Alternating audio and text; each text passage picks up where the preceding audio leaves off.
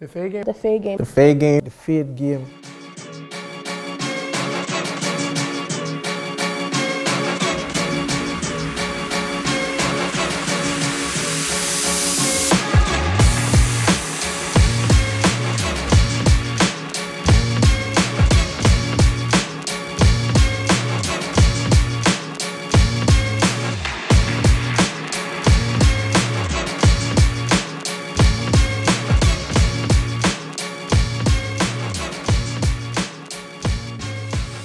We're not bringing new things to the game. What we did was bring back old school. Any given day you could come in here. The barbers are dressed up, sharp, ties on. They are going to greet you very well. We have to adapt to the new culture of barbering where a lot of women come in the barbershop now. Our barbershops, a lot of kids, families, women. So we wanted to show something different, diverse. Or make them feel like this is their second home, you know, just to get away from everything else. Consistency is very important with barbering. Cuts and the service, very important. So we try to be as consistent as possible. The Fade Game Barbershop is the most reliable barbershop in New York City. When I say reliable, I'm not just talking about the hours of operation, which is 7 days a week, 8 a.m. to 7 p.m. I'm talking about the consistency and quality that you'll get on each and every visit. So the barbering culture has taken a hit for being unreliable. I'm not going to call them barbers, but these dudes that cut hair, they're intruders on a barbering craft.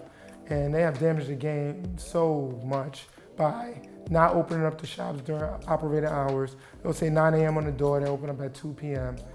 The name The Fade Game actually came up from one of my customers and my wife. My wife constantly was like, wow, your Fade Game is just like insane. So with that being said, with my clientele, who pretty much explains who I am, every client pretty much gets fades and tapers. Every barber that's hired, I train them on what I feel a fade and taper should look like. From there, you can obviously take over on your artistic side, but there's a certain standard that's in place. I train them on the look that we're looking for in the Fade Game. We have a female in here, Faded Fro. Her name is Jazz. She is top notch. She can give you conversation on the latest game that took place. She can obviously lace your hair. She understands what the Fade Game is. Her Fade Game is perfection. I have about 50% men, 50% women, and majority of the women come to me for a change. Some people are like, oh, I just want a simple part, so that gives me the ability to give a simple part. Or some people say, do what you want. So when you say do what I want, now after talking to them and understanding them as a person, knowing the things they like, they might say they like flowers, or they might say they like hearts, or they might say they like stars. So once they tell me that, then I'm able to know, like, okay, this is how far I can go. So from there, a lot of my clients, they allow me to just do what I want. I want to be able to provide them with the best service I could. So at the end, I love to see them smile. I want them to feel that we had a connection. That's what my customer service experience is about, having a connection, knowing that the person that's in your head and doing your hair is gonna do the right thing by you, you know, not rush, you know, gonna take their time, really pay attention to your hair. Really get to know your customers, you know, like really get to know them, talk to them, ask them questions. I don't even consider most of my clients even clients anymore. They're like my friends, you know, people that I can actually chill with. You know, if I'm having a bad day, I could talk to them. If they need advice, you know, I could give them advice. They actually come to me for advice, and I can actually go to them for advice as well, you know? So that's something, with my clients, that building a relationship is very, very important. Who gave you the name Johnny Fade? Well, one time I was doing a fade, and one of Al's clients was just like, yo, that's a nice fade, you know? And Al just goes, yep, that's Johnny Fade.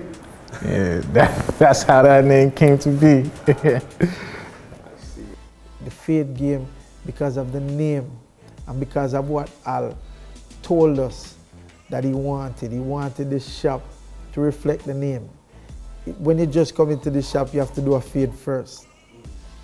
You understand? Anybody new that comes here, that's the first thing he wants to know if you can fade. You know, so we have to live up to the name. So we try to do our thing differently and tight and precise. You know, as barbers, people will see it and it looks good, but we within ourselves still try to perfect it and get better at it. I fell in love with what happens after I cut someone. On more than one occasion, when somebody gets up from my chair and looks in the mirror, I see a big smile on their face. You know, and that does something I can't even explain, but it does something internally.